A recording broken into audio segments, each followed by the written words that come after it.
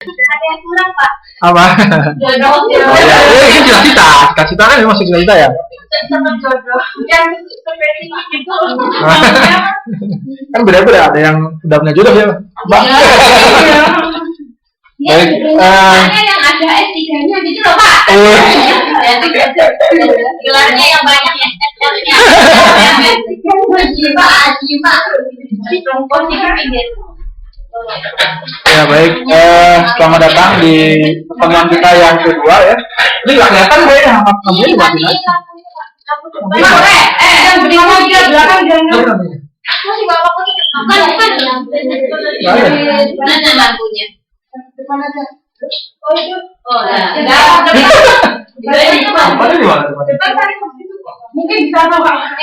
Pakai dari dulu ini. Ini. Mbak Ari. Bukan. Dipercaya aja Pak. Mana sih? Enggak apa-apa lah matiin. Oh iya. Mbak. Ini Pak buka. Kenapa? Mbak. Nanti pada tidur.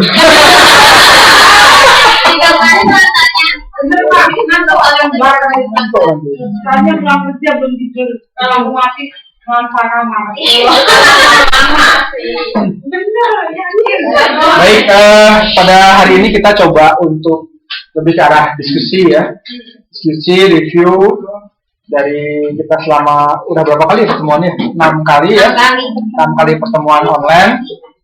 Kira-kira apa yang didapatkan selama kuliah online? Jadi saya sekarang lebih ke arah masing-masing kira-kira yang didapatkan apa sih setelah kuliah online ini?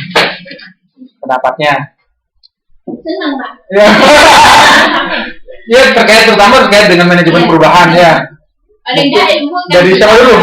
Ilmunya bertambah. Ya, mungkin dari Mbak dulu. Ada Mbak? Mbak sampah. Mbak semua Pak. Enggak Pak, ini begini Ibu. Ya udah. Ibu. Silakan. Yang belakang dulu. Oh ya, belakang dulu dari Enak. Hasanah ya. Ustazah Hasanah. Nah. Ya, silakan. Yang didapat aja.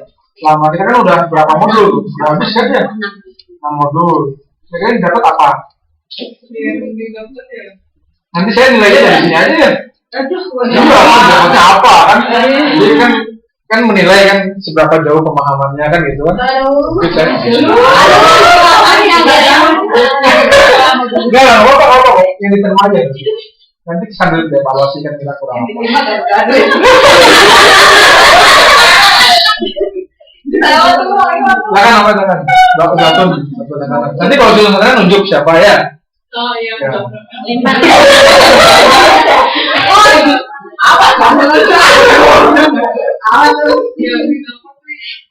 Jadi lebih paham tentang masalah manajemen perubahan gitu.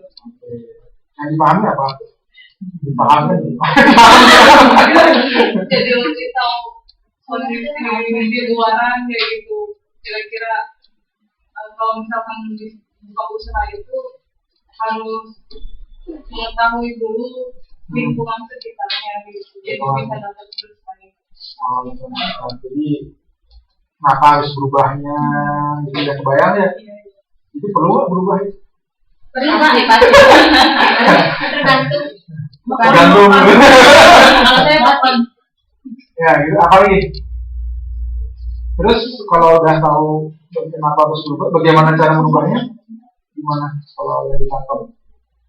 Cara berubahnya apa ya Pak? Kan di buku itu banyak teori ya, itu lupain dulu teorinya, yang tangkap aja. Pengalaman juga tuh. Jadi memang di situ kayaknya Bimnya tuh ya. Apa lagi tadi kalau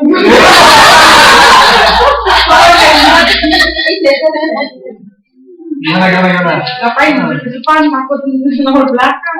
tadi Pak. Cara untuk berubah gimana? Terutama di dalam pengelolaan usaha ya, organisasi itu gimana yang ditangkap? Kan banyak tuh ada metodenya, banyak.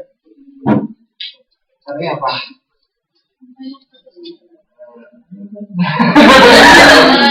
Ya ada di sendiri, itu kan gitu ya. Saya dari sendiri kita sadar, terus itu mengajak orang lain. Kan bisa kan sebagaimana cara mengajaknya kan ada ya. Kita menciptakan kondisi tidak nyaman, unpleasing gitu kan ya. Habis itu setelah tidak nyaman, ada keinginan untuk berubah, baru kita arahkan ke movement ya. Setelah movement baru di-freezingkan, dibekukan, dibiasakan. Jadi perubahan itu jadi sebuah yang terbiasa. Itu ya. Kayak gitu kan lebih salah. Salah. Kayak bapaknya lebih betul ya. Gitu ya. Kepikiran tapi saya nggak bisa ngobrol. Yang serius. Nah kan Mbak Uswatun menunjuk siapa? Saya di samping.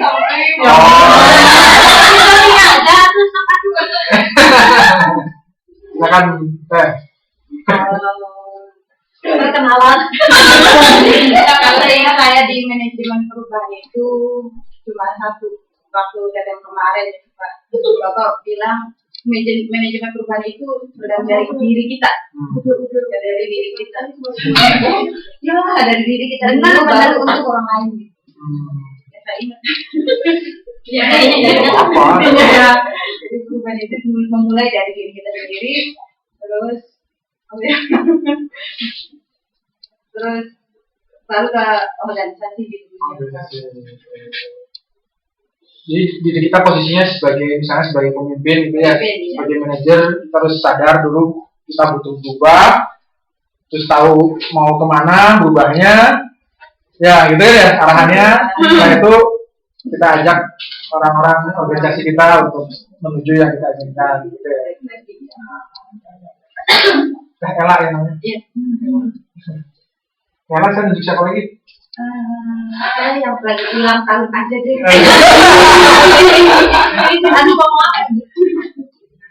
Jodoh.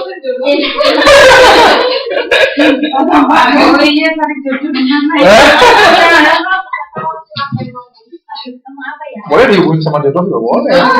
Gimana cara berjodohan ya? Baru ngerasa dari jodoh. Ke manajemen perubahan bisa.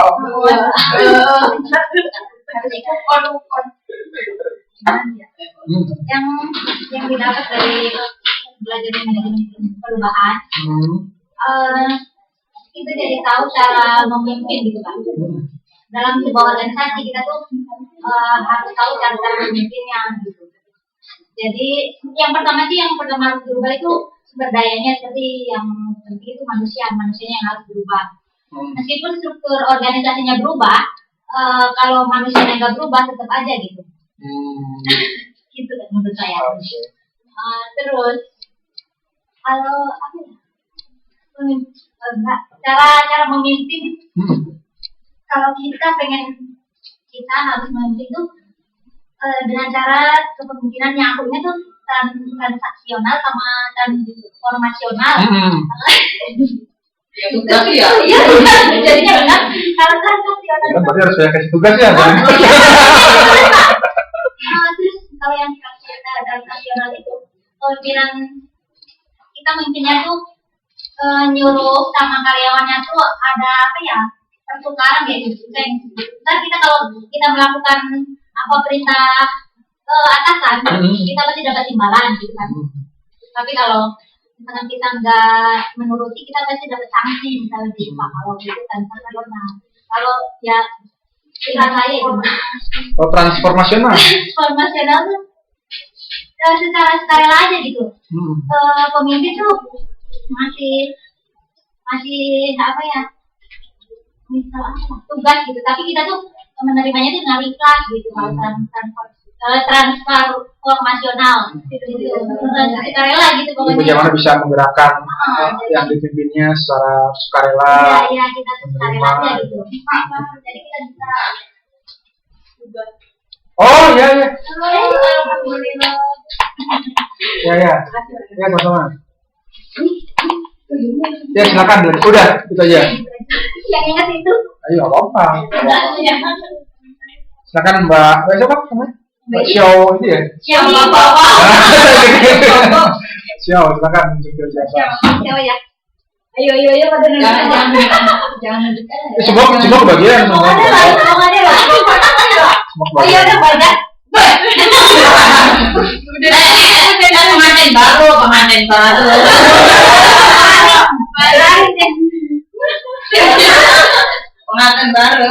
Iya. Konten baru selamat saya.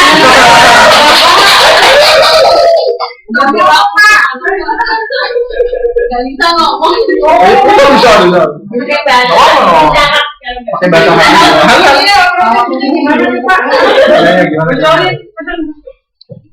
Kalau menurut saya perubahan dalam di dunia manapun kan perlu perubahan ya Pak. Dalam organisasi maksudnya yang bersifat dari untukkan atau apapun itu kan perlu perubahan. Kalau nggak dirubah, namanya organisasi akan mati atau kalah dalam persaingan. Terus perubahan sendiri yang pertama benar kata si Iis, kalau perubahan dari kita sendiri, tapi kalau saya lebih menekankan kalau dari pemimpinnya kita memberi contoh. Kalau metode itu kan cuma ilmu. Ya, yang penting kan praktek. Praktek. Kalau saya menurut saya intinya cuma itu. Cuma kita harus tahu teori si A, si B itu kan cuma sebagai gambaran atau wacana kita untuk mengimplementasikan apa yang telah dia kemukakan dalam pekerjaan kita. Itu aja. Jadi kita untuk mengaplikasikan sesuatu kita tidak mulai dari nol. Kita punya sebuah contoh, sebuah cerminan. Misalnya peneliti A, B, C itu mereka itu kan udah melakukan proses perubahan. Nanti kita sesuaikan dengan kondisi kita kira-kira apakah bisa diadopsi. Soalnya masa yang waktu beliau kemukakan cari riset itu kan nggak sama dengan kondisi kita saat ini. Tidak selalu sama. Setiap kondisi lingkungan itu kan masing-masing. Jadi walaupun dia teorinya ini pada dasarnya kan belum tahu kondisi yang akan datang kita jalani itu seperti apa. Jadi lebih tahu itu cuma yang kita sedang berjalan ini nanti seperti apa, cuma kalau menurut saya cuma kita gitu loh. Maksudnya sebagai pelakunya. Kalau beliau kan cuma teorinya seperti ini, terus nanti kamunya mau mempraktekannya seperti apa kan gitu. Jadi teori-teori itu sebenarnya disampaikan untuk menjadi pelajaran bagi kita. Misalnya mereka melihat kondisi itu bagaimana. Misalnya kalau kita di perusahaan, berarti kita harus tahu dulu kondisi perusahaan kita. Kan mereka juga jelasin gitu ya. Pahami dulu apa, terus lihat kebutuhannya apa. Kan itu yang mereka gitu kan ambil substansinya. Nah, itu mungkin bisa kita ambil juga di perusahaan kita. Jadi nanti di masa kita pun ada ahli-ahli baru lagi dengan teori baru lagi. Jadi perubahan kan tidak ada matinya Pak. Jadi tiap generasi atau periode kan selalu berubah. Kan di ilmu kan ada yang berdasarkan ada life cycle-nya itu siklusnya kan terus muter terus. Betul. Intinya seperti itu. Tetap sekali. Ini juga belajar lengkap. Makasih Mbak Ali. Yang saya tangkap dari manajemen perubahan Pak, ternyata memimpin sebuah organisasi itu tidak mudah. Kalau kita tidak memahami manajemennya sebuah organisasi bisa mati atau tidak aktif lagi ya. Nah, kenapa kita harus melakukan perubahan? Yaitu karena kalau kita tidak berubah, nanti organisasi yang kita pimpin itu akan ketinggalan, akan kalah dengan organisasi yang lain. Nah, faktor-faktor yang bisa kita jadikan acuan untuk berubah itu ya tren lingkungan, terus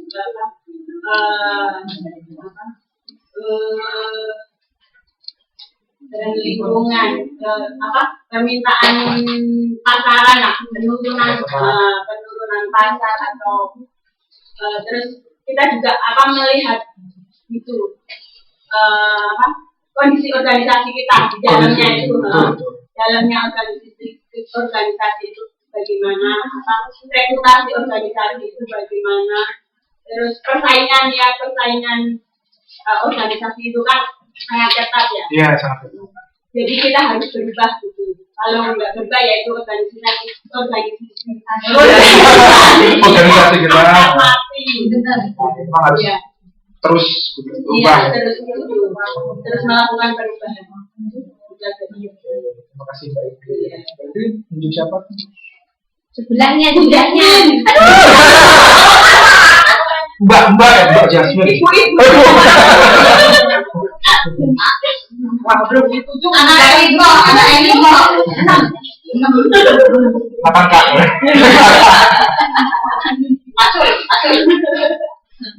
Silakan. Ya selama saya mengikuti mata kuliah manajemen perusahaan ini dari pembelajaran yang saya tangkap selain dari yang dikemukakan oleh rekan-rekan tadi itu sebenarnya di sini kita jadi tahu bagaimana kita memimpin sebuah organisasi, bagaimana kita tahu supaya organisasi itu tetap ada, mampu bersaing dengan organisasi yang lain, dan bagaimana kita bisa menjadi seorang pemimpin dalam sebuah organisasi. Dan yang terpenting di sini adalah perlunya sebuah inovasi, kreativitas, dan pemahaman tentang lingkungan di mana organisasi kita ada. Gitu, Bang. Ya. Jadi pertama ada kebutuhan tuntutan untuk terus berubah. Iya. Bagaimana berubah? Kita butuh sebuah kreativitas. Kreativitas kita perlu punya inovasi. Inovasi nanti pada akhirnya bisa menciptakan. Tentunya ada perubahan, ada sesuatu yang baru gitu. Yang memperbaharui nanti organisasi. Yang sudah ada untuk bagaimana ya itu tadi seperti yang dikemukakan Mbak Ari tadi kan perubahan itu memang harus berkelanjutan. Kalau kita tetap monoton di satu titik otomatis kan mesti ada pesaing-pesaing yang baru gitu. Jadi makanya kita perlu inovasi itu. Mantap sekali ya. Dia terakhir Pak. Jadi tidak yang baik-baik saya diambil. Berarti kan saya dengerin ya. Jadi sebagai baik Pak. Nah, sekarang Yasmin tunjuk siapa lagi? Itu Pak di belakang saya Pak. Banyak Mbak Badui itu. Iya Badui. Orangnya saya mau tapi udah juga. Sekarang ganti. Sekarang contohnya Mbak kira-kira kasih contohnya. Contoh gampang aja. Bisa baju. Contohnya apa ya? Contohnya si Ella cari Joseph kan kita kasih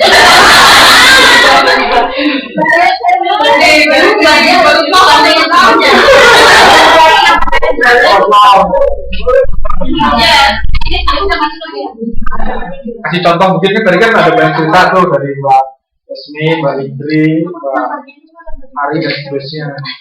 Kira-kira contohnya ada nggak? Yang paling gampang aja apa? Yang dekat-dekat. Misalnya ketika kita misalkan menjadi seorang pemimpin, jadi bagaimana kita memimpin karyawannya itu agar mereka bisa meningkatkan, memotivasi mereka untuk membuat mereka semakin kreatif kayak gitu. Jadi harus melakukan training, ada pembelajaran, ada untuk meningkatkan kemampuan mereka. Jadi dipersiapkan mereka untuk latihan. Mungkin mereka pemimpin mungkin memberikan kesempatan untuk karyawan agar lebih meningkatkan kemampuan mereka, disekolahkan atau diberi keterampilan, jadi apa itu namanya, training dia. Jadi bingung kan? Bingung kan? Gila kan agar karyawan ini memiliki kemampuan yang lebih sehingga bisa mengikuti persaingan ketika perusahaan menghadapi era globalisasi. Mereka sudah ada persiapan karyawan dengan segala pelatihan dan kemampuan mereka untuk mengikuti persaingan. Jadi disiapkan untuk menuju perubahan-perubahan lingkungan gitu ya. Dengan memiliki inovasi dan kreativitas. Nantinya ujungnya sama-sama untuk menciptakan inovasi gitu kan intinya. Iya. Kreativitas mereka. Silakan Mbak Dwi tunjuk siapa untuk memberikan contoh. Saya contoh. Iya contoh. Atau apa mau ngasih apa? Harus yang panjang.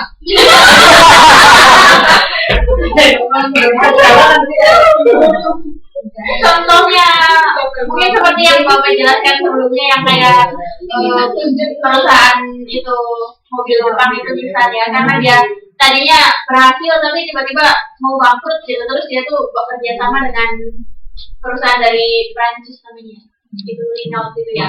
Si Renault itu ngirim CEO-nya ke Nissan gitu, terus suruh ngomong sama si apa namanya CEO-nya, katanya kamu angkat cover dari Renault ke Nissan, kalau nggak berhasil jangan pulang ya, gitu.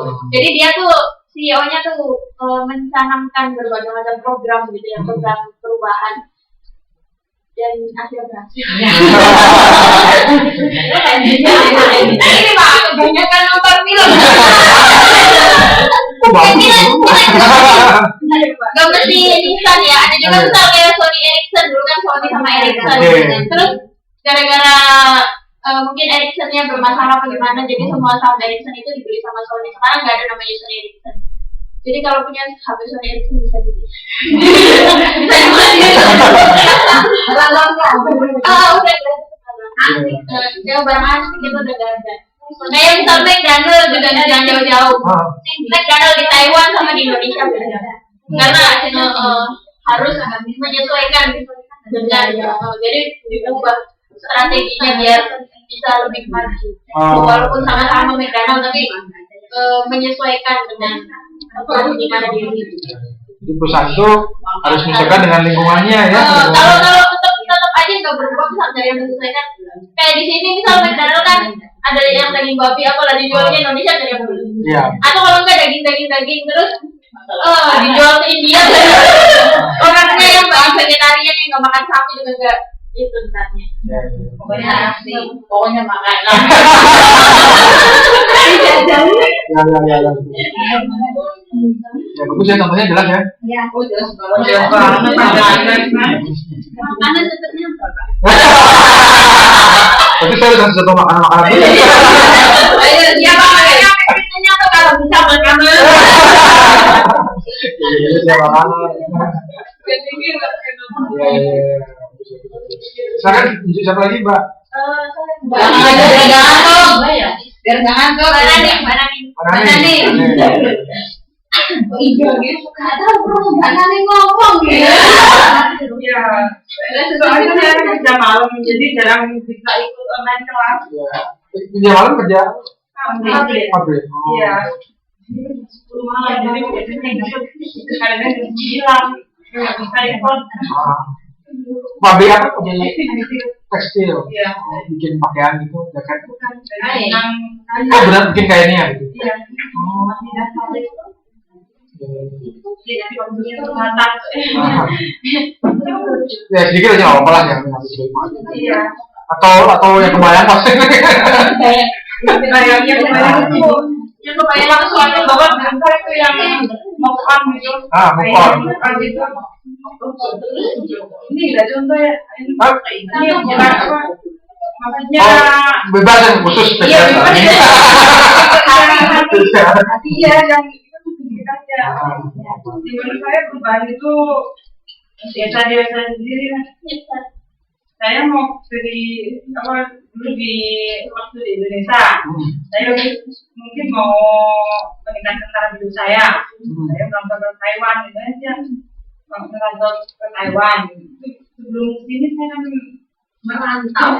Iya, itu kan merantau. Merancong. Macam punya keinginan ingin berubah gitu, keinginan berubah. Sebelumnya sudah punya rencana, saya mau punya gini gitu. Akhirnya teruskan merantau ke Taiwan, sampai di sini sudah dapat gaji, sudah pegang uang. Tapi kebutuhan banyak sekali, soalnya banyak kebutuhan yang tidak saya lakukan sendiri, banyak dilibatkan sama orang lain gitu. Jadi uang yang saya pegang di sini harus saya minit untuk keperluan ini itu berarti. Manajemen keuangan. Itu Manajemen diri ya Pak. Ya, sama Jadi ya. meskipun ekonomi baik belum tentu bisa menyukai semuanya. Iya. Ada yang menarik tuh ada yang pernah baca ini nggak tentang tips dari seorang pengusaha sukses di Hong Kong. Oh itu ya yang Sandranya apa itu ya? Siapa saya lupa namanya. Sandra. Dia ngasih tips jadi dari penghasilan kita itu 30% itu harus kita Oh saya kan dengar simpan. dari Pak Harun. Pak Hakun. Pak Hakun masa. Pak Hakun sama teman. Ya udah harus kita simpan itu wajib gitu. Iya. Terus 30% yang lain itu kita pakai buat kehidupan kita sehari-hari. Tapi kadang-kadang ya kita nggak tahu dengan kondisi lingkungan keluarga ada kebutuhan Ya. Itu memang benar itu hambatan harus ya dialokasi kami. ya kan untuk jaga-jaga itu justru. Jadi mungkin sekarang bulan ini nggak ada masalah, nggak ada apa-apa. Kita nggak tahu di bulan depan, makanya harus ada simpan di bulan depan. Jadi jangan dihabisin dong coba. 30% itu terus ada lagi. Saya lupa nanti saya sharing aja ya. Yang 5%-nya untuk zakat. Oh, Ya, betul. 30% untuk pakaian. Terus Ya. untuk investasi. Ya. Dari pengalaman saya sudah soalnya ya memang ada 30% mungkin ya 30% jadi ya. Banyak saya ini banyak dari asuransi atau gimana habis gajian itu aku masukkan kemana tujuan tujuannya dari pos dengan dia Iya betul. jangan 1 minggu 1 hari Iya bingung ya buat apa gitu. Ya, memang ada yang orang yang seperti itu juga. Jadi karakternya kalau pegang duit itu Saya tuh, saya. Oh, dia kan nggak jamin. Saya sendiri Kalau masih ini kalau walaupun di bank juga ya, kita tahu kita ada berapa gitu. Kayaknya tuh satu. oh dari pengalaman gitu. Iya. Sama. Oh, lumayan masih ada lagi. Ya intinya gitu Iya, aja betul. kalau Jadi mungkin kalau saya ambil sedikitnya Mbak Nani melakukan sebuah move on ya Iya. dari dulu. Kenapa Mbak bikin move on dulu Mbak? Dorongannya apa? Saya juga buka usaha di rumah. Itu usahanya penghasilannya gitu. Ya memang untuk saat itu aku untuk mendominasi. Tapi anak saya kan semakin besar. Nanti kalau seperti saya kalau mau kuliah atau gimana, apa dengan penghasilan begini, kan saya mau memajukan usaha saya, itu butuh dana. Butuh dananya kita mau pinjam di bank kalau kita nggak punya jaminan, nggak mungkin bisa pinjam gitu. Nanti kan saya bisa pinjam keberatan. Soalnya saya dulu kan laundry gitu. Kan laundry kan dulu manual ya, cuma manual kerjaan berapa orang gitu. Tapi saya karena kan lingkungan kami sudah banyak yang laundry yang sendiri itu kayak di sini itu. Ya nyuci sendiri yang Jadi nyiapin mesin aja. Ya ada yang mau setrika sendiri itu lain harga gitu. Itu kan bisa beli mesin kan di Korea. Belinya mesin Korea second itu berapa? Itu dari nggak bisa. Itu terlalu jauh dari angan-angan. Sudah suami waktu itu travel, aku nggak bisa kalau kita terlalu kecil nggak mau. Udah bersuami ya?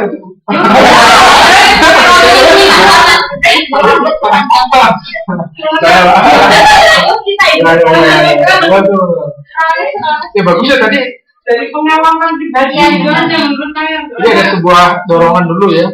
Iya. Nah itu sama sebetulnya kalau kita ingin melakukan perubahan ke orang lain gitu ya, ke organisasi, itu harus muncul satu hal yang seperti Mbak Nani rasakan gitu ya di orang-orang sekitar kita itu. Jadi dia harus ingin untuk berubah. Kalau nggak ada keinginan itu susah. Jadi meskipun kita udah ngajaknya seperti apa ya, kalau Mbak Yasmin waktu 2 minggu yang lalu kan cerita ada punya karyawan yang susah kan, itu mungkin dia belum memiliki keinginan yang besar seperti Mbak Nani tadi. Jadi dia ya hanya mengalir saja. Untuk kepentingan sesaat. Jadi itu tadi Pak, itu yang penting kan sebenarnya itu SDM ya Pak. SDM kita itu bagaimana. Cuman kalau menurut pengamatan saya di lingkungan saya itu SDM dari masyarakat di lingkungan saya itu kayak memang masih di taraf menengah ke bawah Pak. Jadinya intinya begini, kalau dia sudah punya, katakan kebanyakan kan istri-istri mereka juga jadi TKW ke Hongkong maupun ke negara lain Pak. Jadinya begitu dia pulang, dia saya masih pegang uang. Jadi mereka tuh tidak punya keinginan bagaimana memanage penghasilan selama istrinya berada di luar negeri itu. Terus nanti saya bagaimana alokasikan dana itu setelah purna dari profesi kita sebagai TKW itu. Kita di Indonesia itu sudah punya penghasilan Pak, maksudnya gitu. Tapi kebanyakan dari mereka itu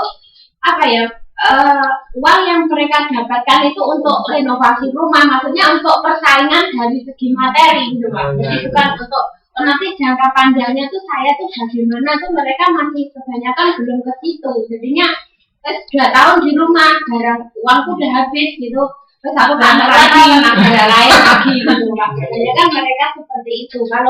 Kalaupun mereka tidak pergi ke luar negeri lain lagi, barang yang ada di rumah itu dilelang Pak, maksudnya tak loni gitu. Jadi kan itu mereka itu kalau saya menilai mereka memang tidak punya keinginan bagaimana saya bisa hidup setelah ini, maksudnya begitu. Jadi aku terima saiki ae, yang penting aku seneng, aku bisa memanjakan diriku, apa yang aku ingin bisa gitu. Jadi untuk ke belakangnya mereka kebanyakan memang nggak berpikir sejauh itu gitu. Tapi mungkin juga dari pengalaman masa lalunya, mungkin mereka dari ekonomi lemah dulu nggak punya rumah bagus, atau mungkin hidupnya dulu ya melarat atau gimana gitu ya. Jadi ketika mempunyai uang, orang kan yang dipikir kan dari pengalaman masa lalunya mungkin hanya sekitar itu aja, gak mikir gimana selanjutnya. Pikirannya kan masih seputar dari kehidupannya yang dulu. Jadi mayoritasnya katanya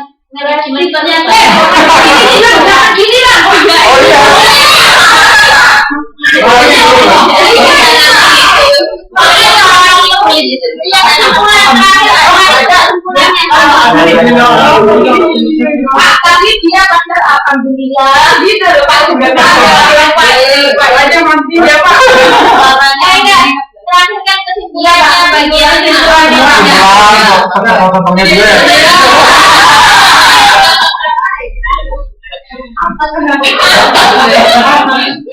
Mbak. Katanya yang jadi terus Pak. Oh iya. Panggilnya si Bu apa itu? Sebenarnya aku istri bayi loh.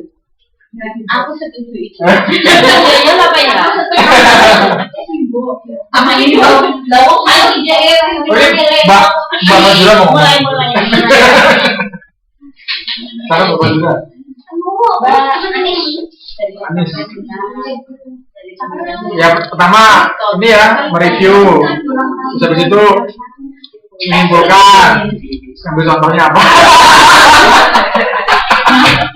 Ya kayak Bukunya udah. tanda-tandanya semua. Anda aja. Udah lengkap. Ya bebas Mbak. Jadi manajemen perubahan itu memang saya melihat dari teman-teman ya Pak ya, itu yang perlu berubah itu yang pertama itu SDM-nya. Karena apa, sekarang kan saya ikut BEM ya, itu organisasi mahasiswa BEM Komite Taiwan juga. Selama 2 dekade Ketua. dan eksekutif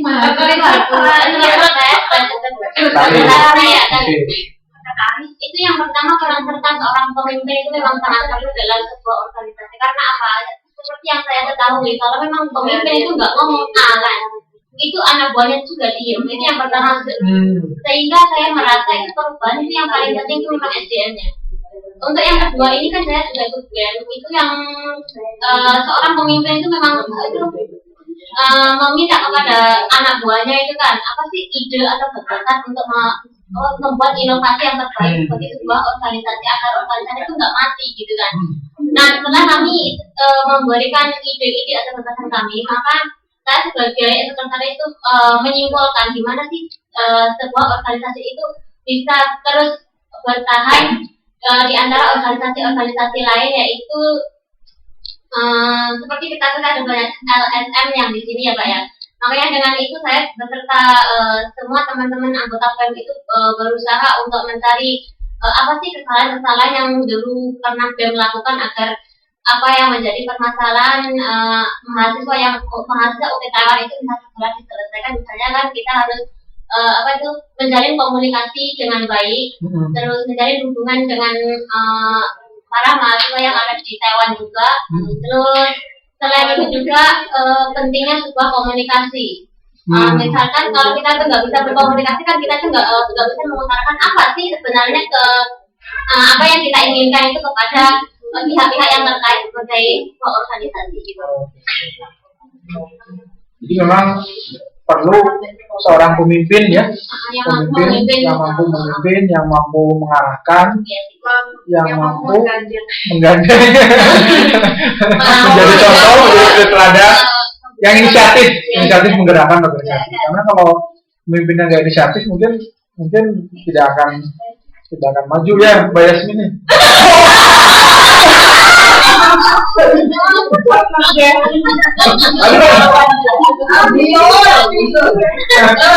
Iya bener Pak. Itu namanya perubahan. Pak ini tuh.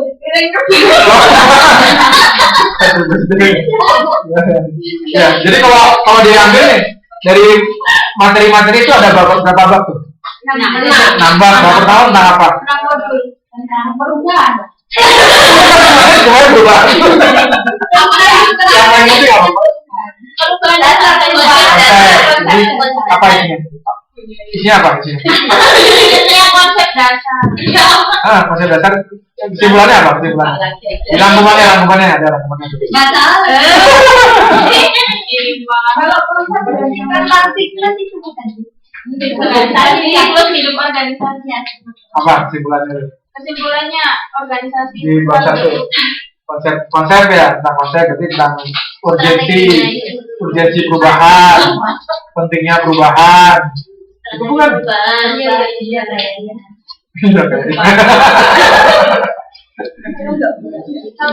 Disebut-sebut aja,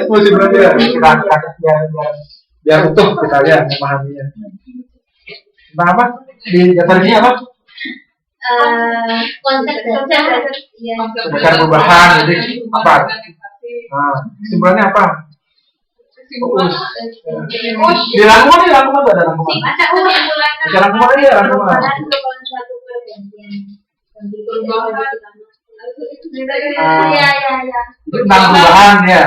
Merupakan suatu pergantian kondisi dari kondisi lama ke kondisi baru, modifikasi sebuah kondisi atau penambahan terhadap sebuah kondisi. Tentang inovasi ya Pak. Tentang perubahan sendiri dulu ya. Terus bab 2-nya apa? Bab 2. Gagal berhasilnya perubahan. Oh ya. Intinya kan cuma itu Pak. Makan apa menjaganya buahnya. Ya. Contohnya apa tapi intinya. Oke, kalau pertama apa saya bab kedua tentang Keberhasilan dan kegagalan. Bab 3 apa? Itu masuk dulu. Bisa ya kata manajemen dari faktor pendorong organisasi, faktor pendorong. Terus selanjutnya. Implementasi yang tadi contoh bintang itu faktor manusia dan kepemimpinan. Oke. Itu yang beberapa keempat. Dan kelima. Modul 2 Pak. Modul Modul 2. dua yang apa aja? Ya, udah. Yang biologi dan apa?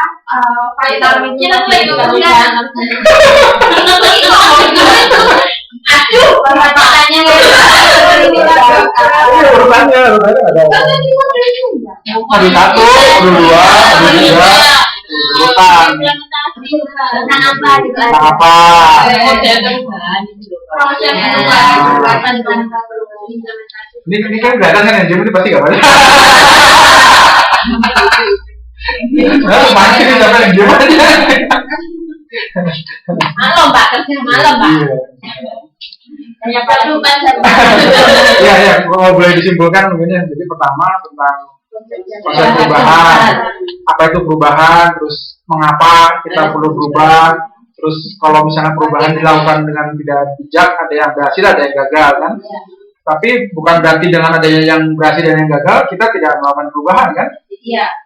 Kan gitu ya. Nanti ada beberapa pertentangan antara yang melakukan perubahan sama yang tidak. Kadang-kadang yang berpikir, kenapa harus melakukan perubahan? Kan organisasinya berjalan dengan baik, tidak ada masalah. Kenapa harus berubah kan? Berarti ada perubahan gerak.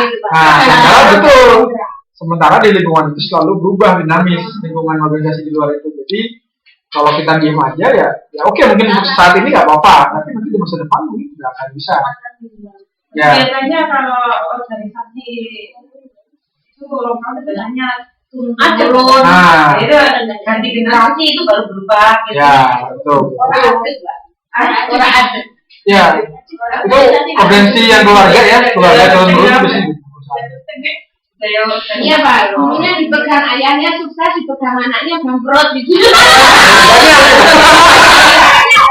Tidak makan itu. Nah, karena tidak ada transformasi, tidak ada kurang perubahan bisa atau perubahannya tidak dikendalikan, jadi yang gagal itu ya, gagal dalam berubah.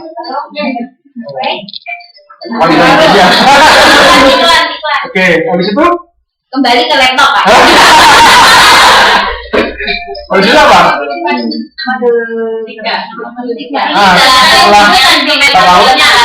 Nah, bagaimana kan menerapkan perubahan? Ada model-model perubahan ya. Model-model perubahan itu untuk apa nih? Untuk mengarahkan apa yang Untuk ilmu yang kita ubah itu tadi. ya untuk menyesuaikan dengan menyesuaikan dengan kondisi kita. Kira-kira kalau kondisi kita gini, model apa yang sesuai? Nanti kalau misalnya ngerjain TA terus skripsi kan gitu makanya kita ada masalah, enggak. Terus habis itu kira-kira untuk menyelesaikan masalahnya itu pakai teori apa, pakai model apa gitu. Apakah itu organisasi itu perlu mencoba satu persatu dari itu Pak? Enggak, tergantung Mana yang itu. belum gitu ya Pak ya? Iya. Kalau kamu jadi pimpinannya mau mencoba kita baca nggak apa? Enggak benar, itu kan dari Malaysia itu kita bisa mencoba loh. Baik. Apa itu namanya kan pencarian jati diri. Masalahnya itu pencarian berarti kan membutuhkan waktu juga, dana juga ya Pak. Itu tenaganya juga kan. Makanya satu organisasi diubah kan. Kalau begitu kan kalau satu-satu dicoba kan Waktunya lama, yang pertama, yang keduanya dananya dana juga besar. Terus mungkin dalam satu semester kan butuh apa Mbak itu ada perubahan karyawan juga kan. Makanya kan Rekrutmen dan sebagainya. makanya saya pikir itu kalau ada Ya makanya pakai model itu kan untuk membantu kita, biar kita tidak mencoba terus satu persatu. Yang kira-kira mendekati dengan masalah kita yang pas dengan kondisi kedua juga bagus adanya yang ke belakang itu lebih bagus gimana? Mas ada Kalau apa? Kalau misalnya yang pertama dicoba bagus, terus ada yang lebih bagus ya pakai yang lebih bagus. Kalau yang ketiga itu nggak bagus itu ya Pak ya? Oke, kan 1, 2 mungkin bagus, kan yang ketiga nggak bagus. Pakai apa? Yang belakangnya itu mau dibuka, dicoba lagi nggak Pak? Hah? Yang mungkin ada kalau ada 5 itu Ada 5 model. Yang pertama bagus, kedua bagus, kedua bagus, ketiga enggak. 1 sama 2 bagus mana? Tentunya bagus juga. Nah, bagus 2, misalnya bagus 2, berarti kita ambil 2. Kalau bagusnya 1 ya 1. dipakai. Meskipun pada Maksudnya itu gitu kan? sudah jalan, gitu kan. Atau tahapannya? Tapi Bicara tahapannya atau gimana? makanya dulu itu saya pernah kerja di Malaysia itu Pak ya. Mungkin hampir tiap satu semester itu loh, 6 bulan itu mesti perubahan caranya itu loh. Terus dirombak dari satu ke satu dirombak. Makanya saya pikir tadi kan memerlukan dana juga, tenaga itu, makanya itu sering dirombak kayak gitu. Perubahan karyawan juga itu kan. Oh, Jadinya hasilnya yang saya rasa nggak maksimal gitu. nah itu biasanya ada kebijakan dari perusahaan kenapa mereka melakukan itu. Yang pertama biar keahlian khusus itu tidak dimiliki oleh Satu orang. Ah. Gini, jadi dirotasi gitu. Itu juga sering digunakan itu untuk seperti desentral gitu ya Pak. ya itu untuknya juga untuk memberikan sebuah wawasan kepada karyawan yang lain tentang bagian lain. Nah masalahnya kan setelah Ah. itu kita udah tahu ya Pak ya, tapi kebanyakan kan nggak semudah itu untuk merubah manusianya. Makanya kebanyakan orang yang keluar dari organisasi tersebut, perusahaan tersebut, nah terus yang baru itu kan belum tentu mau gitu. Biasanya kalau di perusahaan kan ada manajemen training ya. Itu kan pertama kali masuk tuh diputar dulu. Iya. Nanti dilihat yang dia cocoknya di mana. Habis itu baru disimpan di situ. Rolling. Iya. Mendadakan. Awalnya ya, tapi nanti kalau udah agak lama juga dipindah lagi biasanya. Iya. Dipindah lagi diputar ini bagiannya jadi lebih beda. Sesuai kalau Itu biasanya apa ya? Itu apa? Kan ada di beberapa tempat tes IQ itu loh. oh, Nggak maksudnya kadang kita Wah, itu itu kalau pasti. di mana kita bahannya mampu itu di bagian mana? itu kebanyakan bukannya perusahaan disesuaikan dengan teman-temannya. Jadi ada tes. ya itu awalnya memang itu ada Awalnya itu tes masuk psikologi, tes, Prosesnya kan sekarang selalu ada ya Pak. ya itu perusahaan yang udah maju ya. Tapi kalau yang masih kecil sih Yang penting sehat cuma jasmani dan ngobrol. yang penting ada makanan di kantin. Kalau yang penting sehat Jadi jasmani. rotasi itu tujuannya itu untuk biar tahu bagian lain pekerjaannya. Kemudian yang kedua tidak bosan. Dia menjadi tidak bisa jalan. Mungkin untuk satu sisi dia jadi ahli, tapi sisi lain akan ada kejenuhan dan tidak bisa berkembang wawasannya. Kreativitasnya nggak muncul kalau dia tidak merasakan bagaimana perasaan menjadi bagian yang lain. Karena kita proses produksi nih. Yang pertama biasanya tukang marketing di pemasaran ya terus masarin. Dia nggak merasakan bagian produksi. Nanti beda rasanya kalau yang udah rasain sama yang belum. Mungkin pertama sementara selama beberapa bulan di bagian produksi, habis itu berarti lagi ke marketing, mungkin masih beda. Tapi saya senang di marketing Pak. Iya. Bisa ketemu banyak orang Pak. Iya, ada yang senang gitu, ada yang enggak. Ada yang enggak. Kasih itu yang masuk dulu. Biasanya itu, kalau enggak ada yang pernah nonton ini film apa? Oh, iya. Kemarin ini lawan bos, dia nyamar jadi bawahan. Oh iya. Iya. Ada itu di YouTube ya. Judulnya apa Pak? Saya lupa. Jangan dikasih tahu tadi. Jadi bos itu dia nyamar jadi bawahan, bawahannya nggak tahu kalau dia bosnya. Iya. Iya, ada bisa. Iya. Terus nanti setelah itu dia lihat ternyata orang ini tuh sangat memberikan kontribusi besar.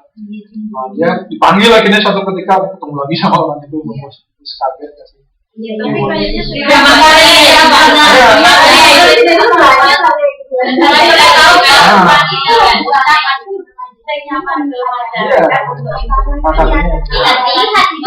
Atasan ke bawahan ya, tapi di antara satu level ya bisa jadi, tapi secara resmi kan kamu di sini tahu gitu. Bisa. Masuknya ke analisis itu ya Kak. Analisis gimana? Menganalisa itu yang harus jadi kayak pengusahanya kan jadi pelanggan. Ya, itu bisa untuk mengetahui kondisi nyata di lapangan. Karena kadang kita sebagai manajer cuma tahunya laporan aja. Apa dana gua gini, terus yang artinya Tapi memang itu penting karena kalau kita punya usaha, kalau kita cuma percaya orang, usaha kita sudah dengan orang itu, kita sudah nggak tahu apa-apa. Jadi makanya kita lebih baik itu kerja nggak apa-apa, cuma kita dari atas sampai bawah itu bisa. malah ada yang membayar orang lain. membayar orang lain untuk menyamar, untuk kamu tak kasih duit ini, coba kamu beli di toko saya gitu. Kayak gimana pelayanannya karyawan saya gitu ada. Akhirnya ketahuan loh ini dia menyimpang, ketahuan aja. Iya, semacam Iya. Jadi sengaja, emang sengaja. Kalau enggak, saya punya temen nih, kamu tak kasih kupon, kamu coba beli di sini nyobain masakan saya, kamu jual masakan ya. Yang lo gasin ya? Iya, Pak. Ya, kan tadi gede-gede yang bikin saya loh. Nyoba Pak, nyoba. Nah, itu ya. Itu bisa, jadi tekniknya bisa bermacam-macam ini. Sambelnya yang bikin enak, Pak. Terus apa lagi? Yang beda itu, yang mana tadi yang bayar saya, Pak. Gitu ya, kembali ya. Jadi kenapa diputar tuh banyak alasannya. Biasanya beda. Nah, yang repot tuh ketika ini kita misalnya punya ilmunya tentang manajemen apa gitu ya, strategi metode apa. Kita diutus untuk kerja di perusahaan apa gitu ya. Kita langsung aja kita masukin ilmunya kita paksain. Itu bisa dampaknya bisa nggak berhasil nanti karena tidak melihat kondisi lingkungannya. Itu ada tuh banyak. Jadi dia habis dari luar negeri, ilmunya udah tinggi. berarti ilmu yang dipelajari itu Langsung belum tentu harus ya, Pak. gimana ya kayak kita ambil fotokopinya bukan gitu berarti Bukan. pengertiannya gitu Ya, makanya substansi itu penting, substansinya kita penting. Kita diskusi ini lebih bagus dibandingkan kita cuma baca. Betul. Ya. Jadi nanti Bisa gambar punya ilmu. Bisa kan kalau bisa foto-foto apa ya? Bisa. Ya kan? Kalau misalnya langsung di flat seperti itu kan ya. Mungkin bisa belajar sendiri ya Pak. Iya. sendiri. Ya kan ya. Kan mahasiswa kan belajar sendiri banyaknya. Lebih aktif sendiri. Kalau ngantuk orang belajar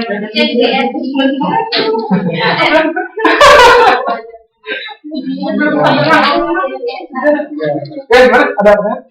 Oh ya. Ada yang mau di-sharingkan? Belum apa? Nah itu ya, itu. Jadi saya coba rangkum kembali. Jadi pertama tentang konsep perubahan, pentingnya perubahan, terus berhasil tidaknya, itu kan ada ciri-cirinya ya. Siapa yang berhasil, siapa yang tidak itu ada ciri-cirinya. Jadi kalau kita mau berhasil, kita ngambil ya. Modul ke-6 itu adalah tentang apa itu? Yang kita lakukan manajemen. Ya, Ada knowledge. kita tulis manajemen juga. Nah, terus setelah itu, setelah paham tentang berhasil tidaknya, Itu implementasinya. bagaimana mengimplementasikannya? Kita lihat dari model-model perubahan yang sudah diterapkan, kita ambil sesuai dengan kebutuhan kita. Terus setelah itu kita tahu gimana cara menggerakkan ya, menggerakkan faktor manusianya kan, maka masuk ke manusia. Bagaimana cara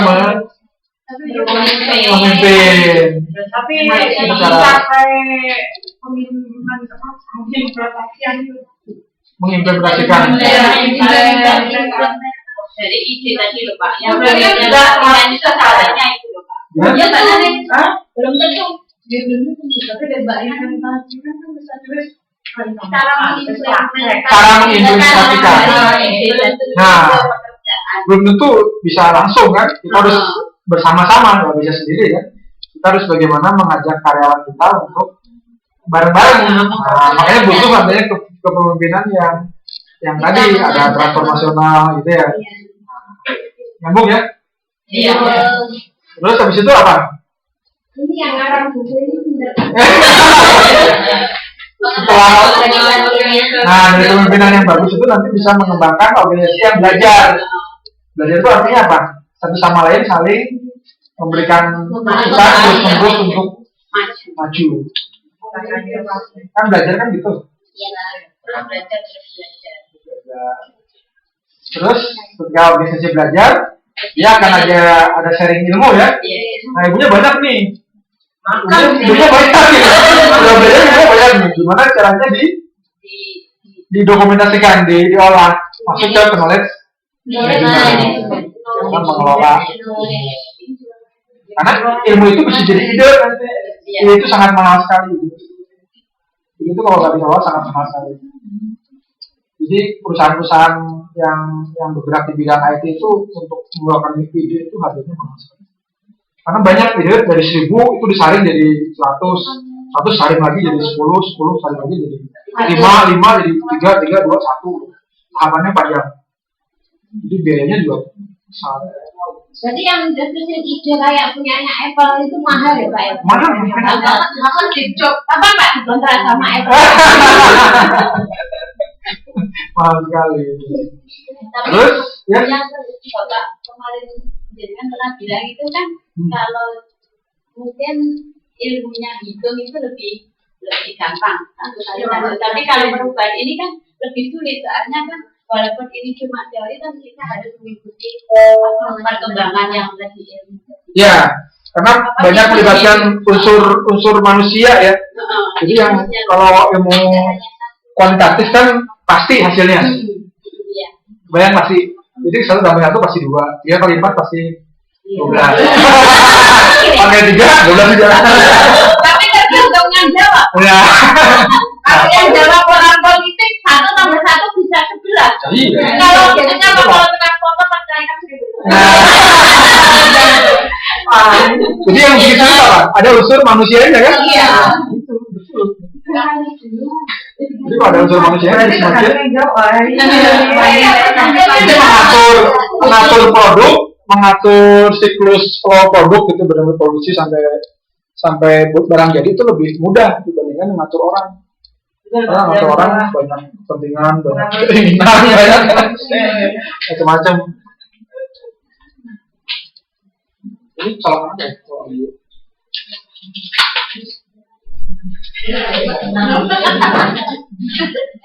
Terus jadi project management apa? Nyambung lagi ke kreativitas gimana sama inovasi?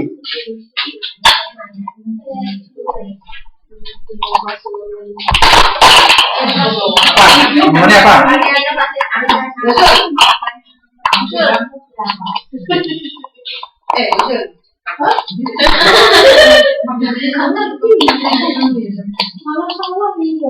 Enggak, dalam.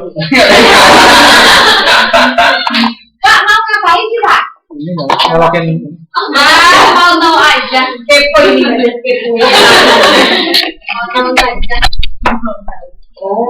ngelakuin ini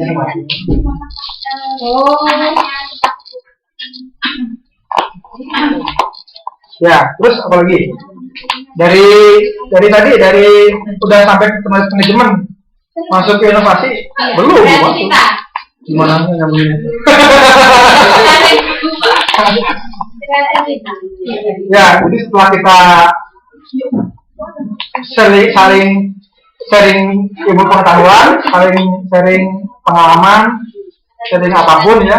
Knowledge itu kan bukan hanya sesuatu yang sifatnya pasti gitu ya. Knowledge itu kan bisa lahir dari perencanaan, bisa pengalaman, bisa apalagi macam-macam kan.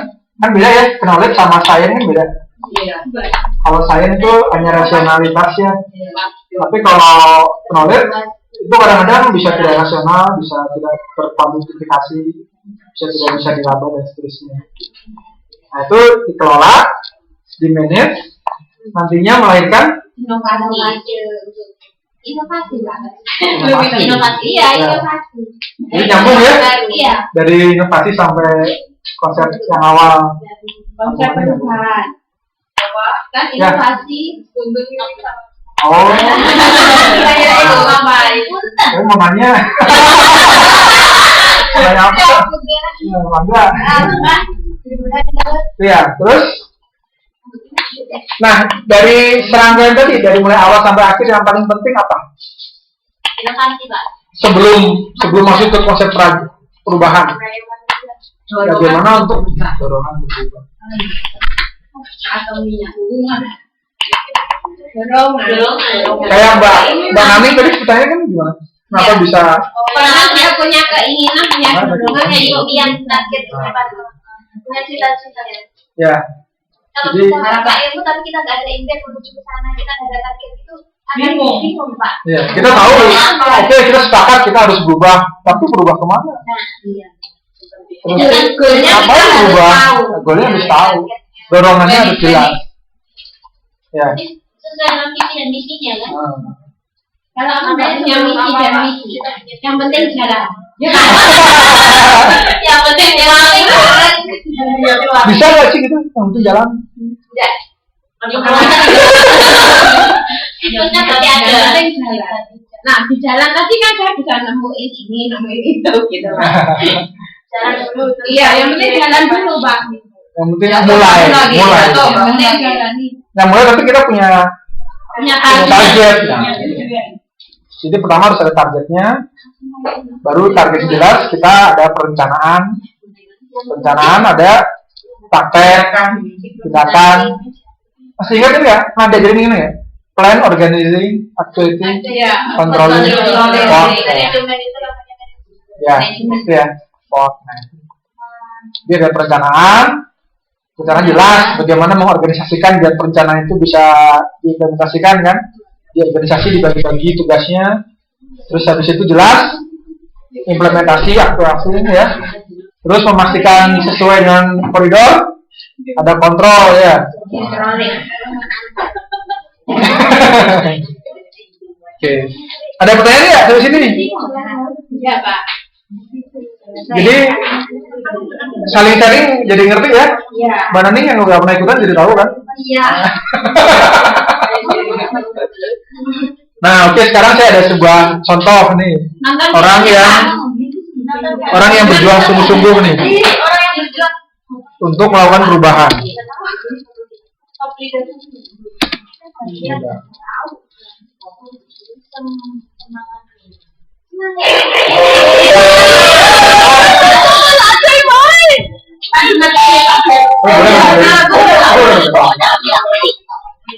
Jangan lupa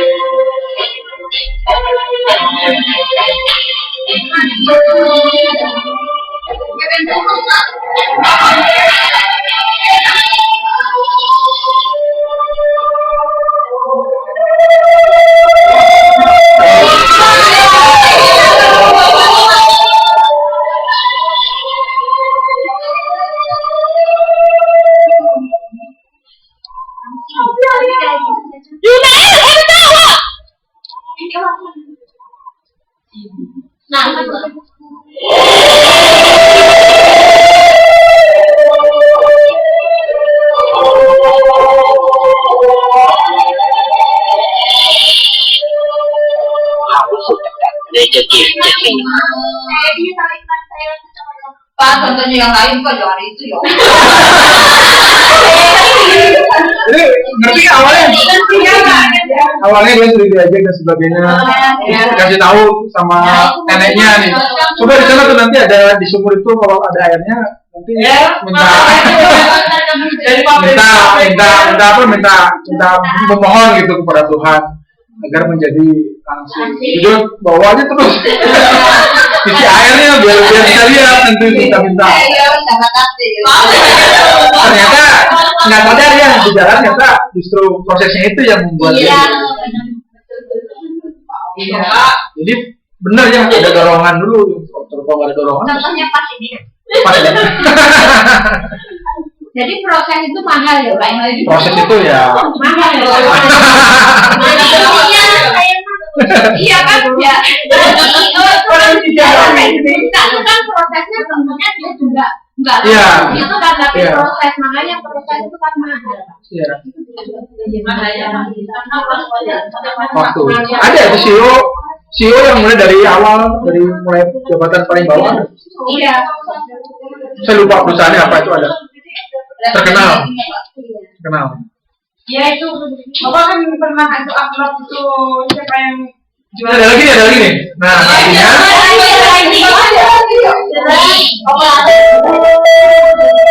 nantinya kalau kita berhasil gitu ya, kita akan bisa menghasilkan kita bisa mengajak perubahan ya.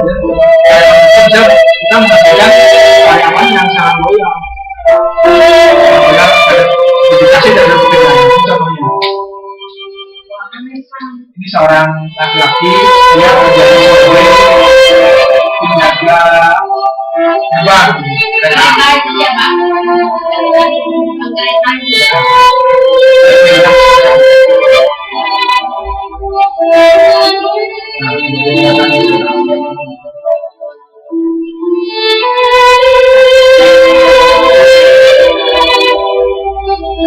Nomor satu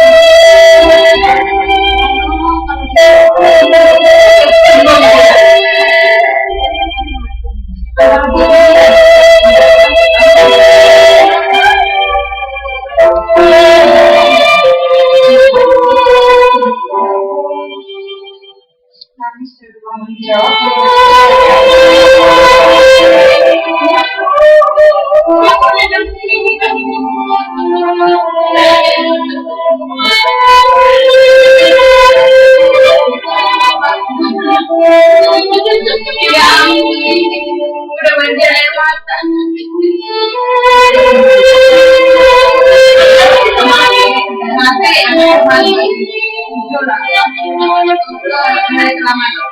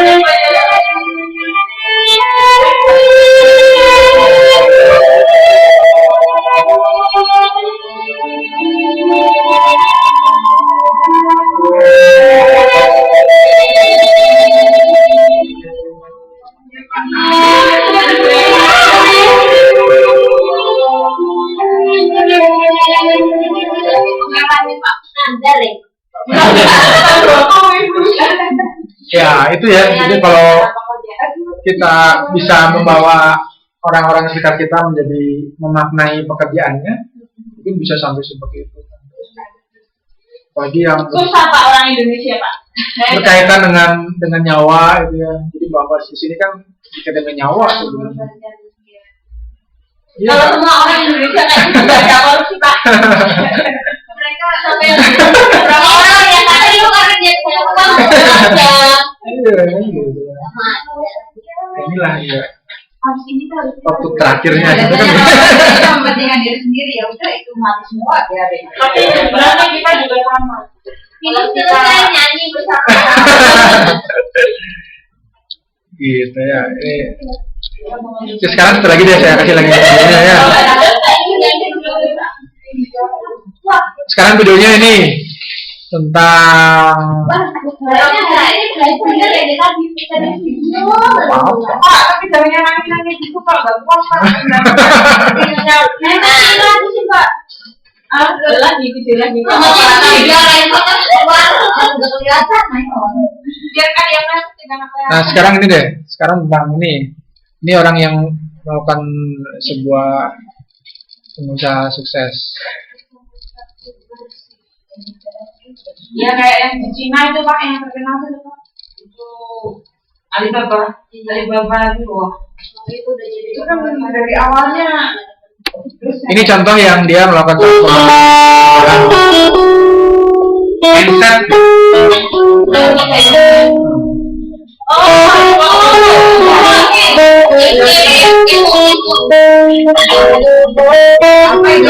Orang yang saya melihat hubungan sifatnya primer dan ternyata kalau nggak semuanya berpikiran keluar efek, tahu siapa yang memikirkan pasar bawah.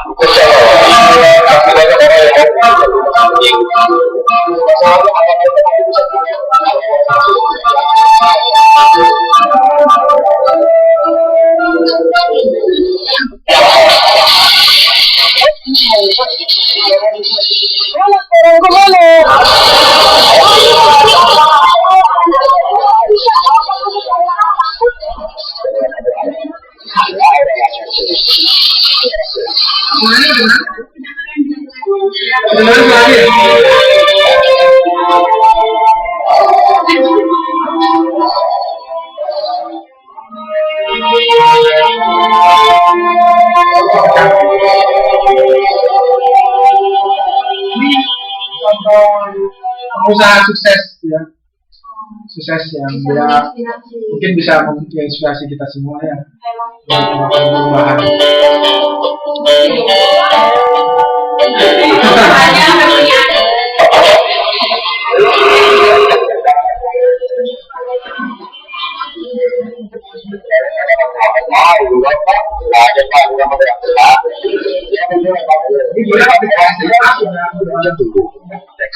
Kemudian diri itu terwujud dalam jiwa usaha saya.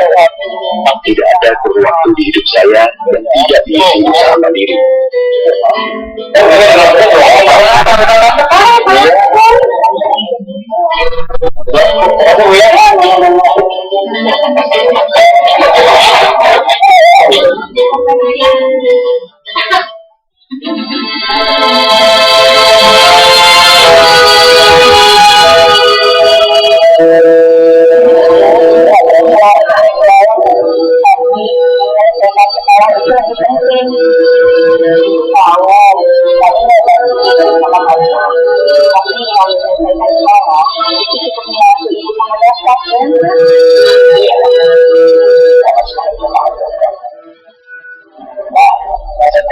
selesai sekolah, bisa melakukan pendidikan.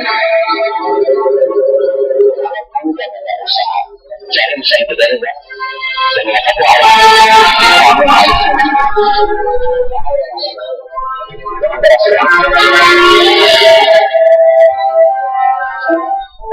ya memang ketika saya sedang mulai bisnis itu jualan donat. Itu saya bilang orang tua saya tidak tahu itu jualan donat. Sampai akhirnya ya ketika mereka tahu, saya harus memutuskan diri berhenti dari jualan donat. Dan akhirnya saya jualan donat itu cari uang terus jualan donat dan mereka praktiknya menjadi orang yang satu kerjaan. Jadi banyak yang sebenarnya tapi tujuan utamanya adalah mencari uang. Jadi karena dengar saya semuanya pendapat dan saya pikir awal mulanya saya adalah seseorang yang prestasi adalah biasa-biasa saja. Tapi ketika saya punya suatu motivasi besar, aku memang melakukan memang penghargaan. Tapi saya bagaimana saya pengen menunjukkan bahwa punya modal ketika kuliah nanti saya akan menjadi seorang mahasiswa dan bisa terus berusaha.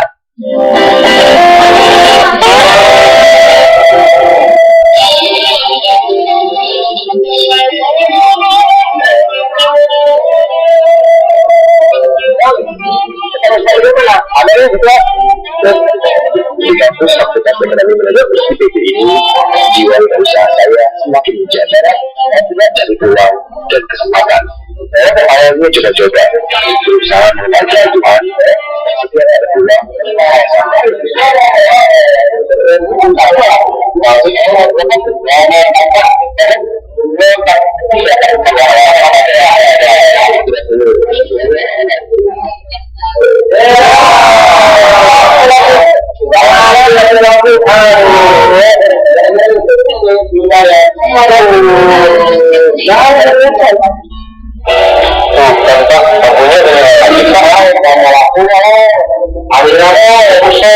itu kan punya nggak usah mereka tahu apa bapak mah nggak usah khawatir semua biaya itu kamu hapus karena saya sudah pernah sama pihak kampus saya ada saya mau tapi saya nggak bisa nggak bisa apa dan saja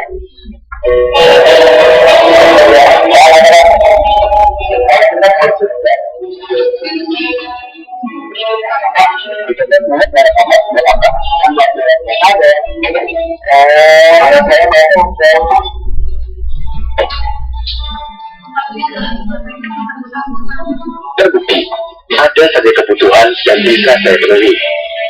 Seperti saya bilang, ini adalah masalah kejadian melihat peluang.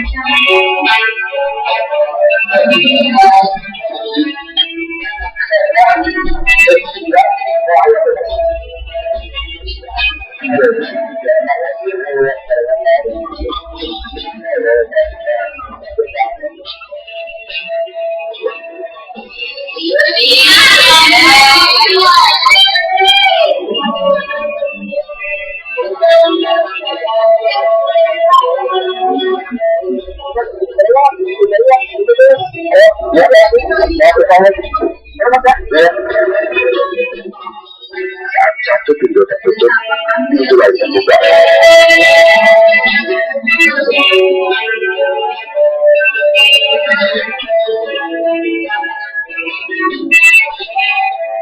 Satu ibu teman saya mau membiayai usahanya ini dengan uang hasil seadanya. Satu-satunya harta yang mereka miliki.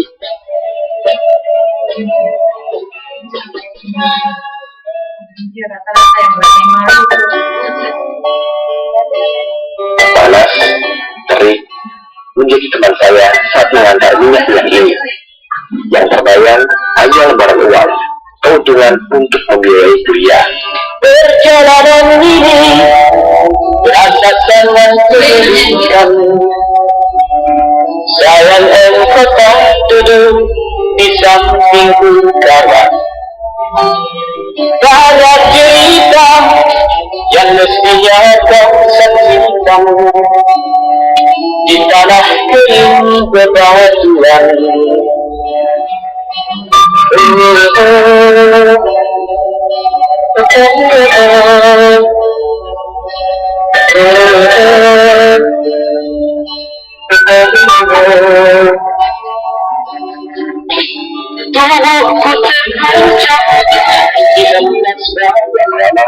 Saya mulai berpikir bisnis sudah lancar, tetapi saya jadinya hanya mengandalkan otot.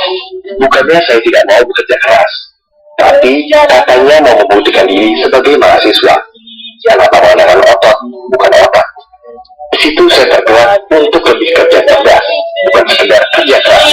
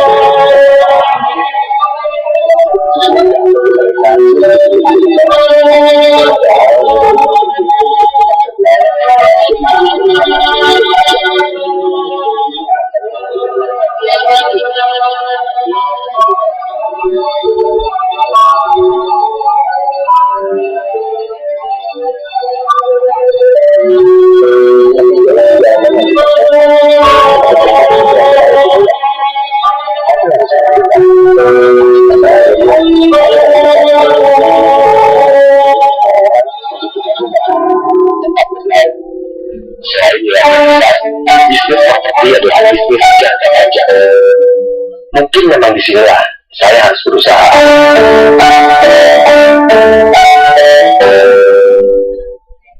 Cakep ya.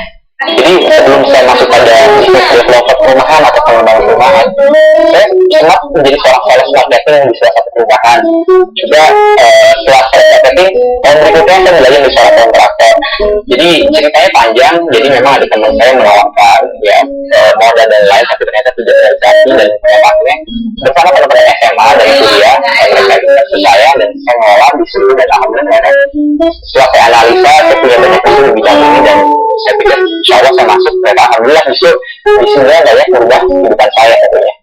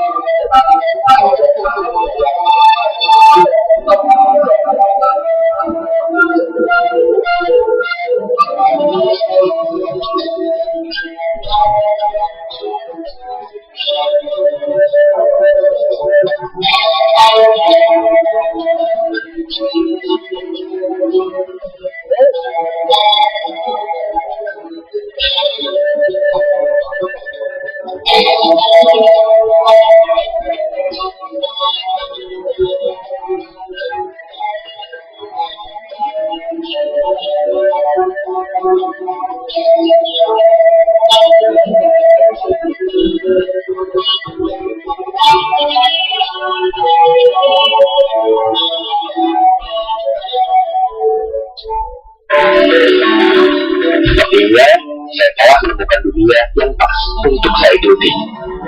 Walaupun hambatan selalu datang dalam bentuk yang tidak terduga.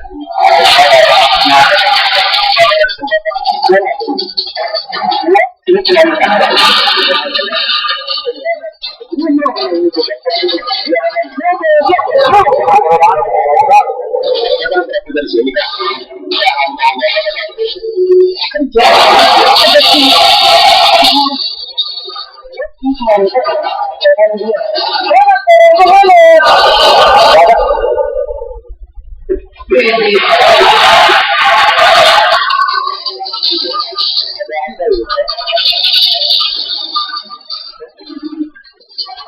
begini Bu Sula, kita buat yang banyak saya tidak pernah masuk penjelasan dan sejak saya kecil.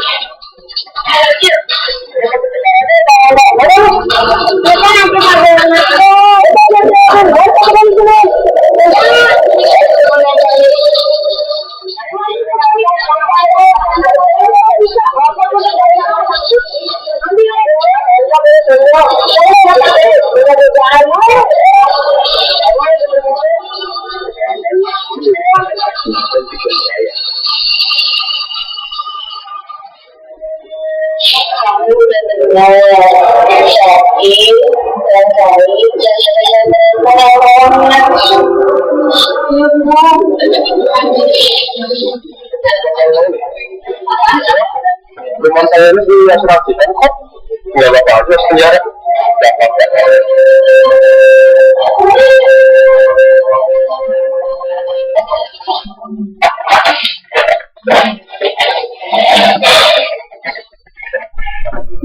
Kamu apa? Kamu ikut saya. Kenapa saya banyak juga bisa mengalahkan atau memenangkan lawan yang besar kedua? Salah satu alasannya saya selalu memiliki mindset yang menang itu bukan orang yang cerdas, bukan juga orang yang punya status besar, tapi yang menang itu adalah orang yang sungguh-sungguh.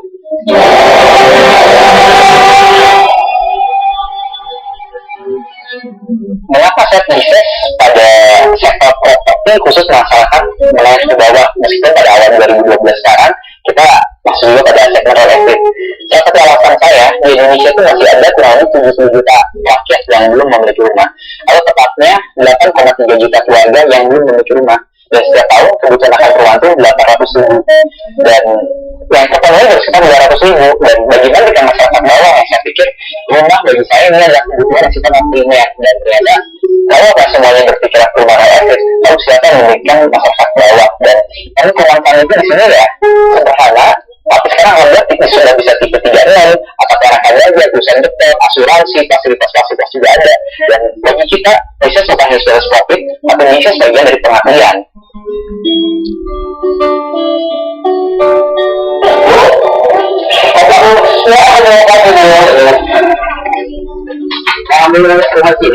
Iya, saya kan mulai cicil. Sebetulnya jangan menggunakan konten ini apa sih? Iya, memang sayang. Saya masih nggak percaya. Ya ada cara mahasiswa, tapi dia masih magang ya.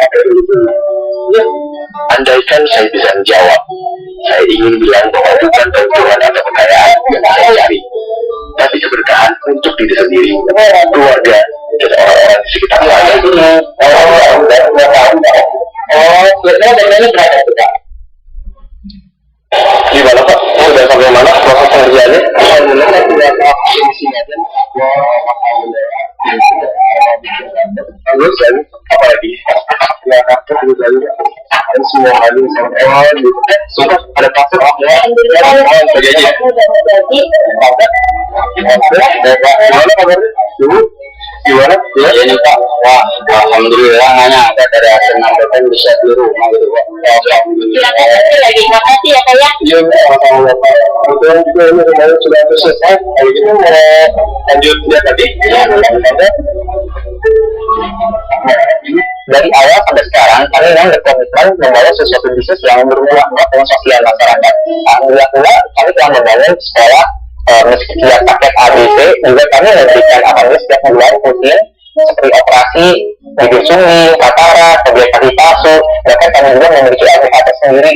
Sehingga ketika ada masyarakat mengeluhkan masalah ketidakadilan, terkadang memang datang ke yayasan kami untuk memberikan konsultasi hukum. Dan masih banyak sebenarnya kegiatan-kegiatan sosial lainnya seperti juga memberikan rumah bacaan dan juga penunjang dan banyak hal. Tapi bagi kami sosial bagi mungkin sebatas perintah, tetapi bagi kami sosial adalah bagian dari bisnis yang tidak bisa dipisahkan.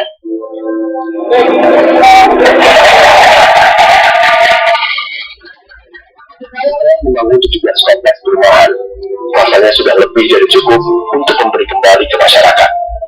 Saya bukan apa-apa tanpa orang lain. Bagi seorang manusia yang hamba Tuhan, saya pikir saya sangat bersyukur sekali, alhamdulillah, kita memberikan suatu pesan bagi teman-teman khususnya mahasiswa yang berbisnis di sini.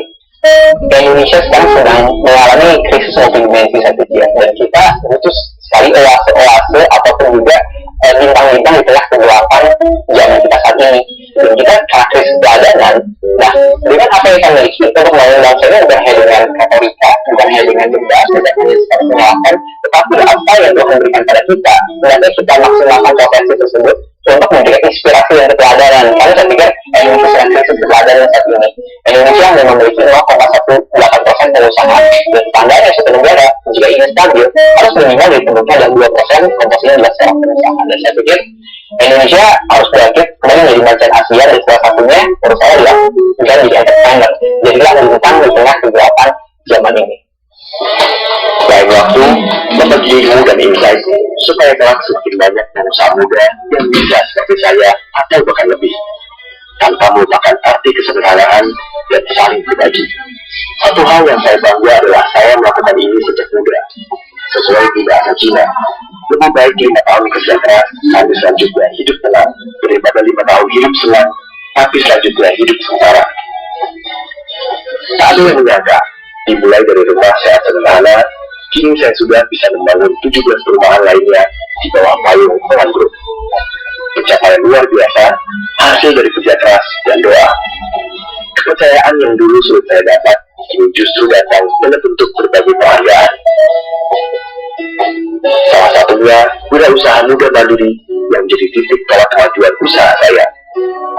Wirausaha muda mandiri bukan sekedar mencetak saya menjadi pengusaha muda yang sukses, tapi juga bertanggung jawab atas segala hal, termasuk yang satu ini.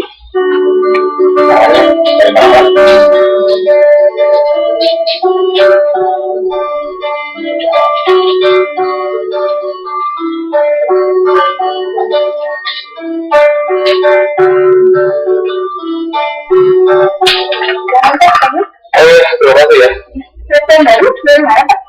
Bukan, ini kan skripsi. Kamu apa? Ini kan udah mau. Oh, nggak ada. Pada akhirnya, yang berarti bagi saya bukan lagi soal kesuksesan semata, apalagi soal menang kalah. Ibu tahu, kamu membantu ibu sama bapak, tapi dengan menyelesaikan sekolah, itu cukup membantu ibu sama bapak, kan?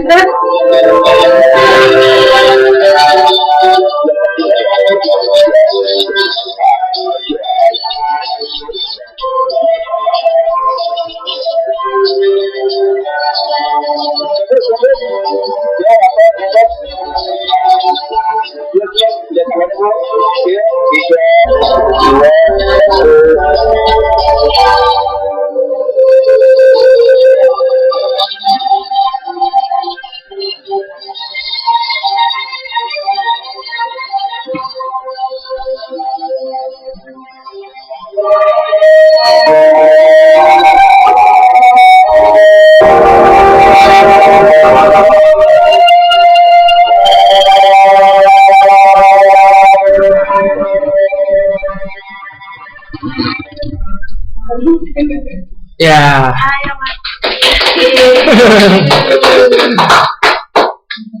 Ada lagi Pak? Hah?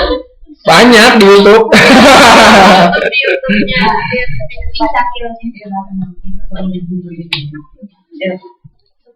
Ya.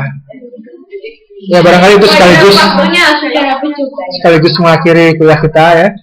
Teman kita mudah-mudahan bisa memberikan inspirasi baru. Banget. Iya, Pak. Cuma harus Iya. Jadi kalau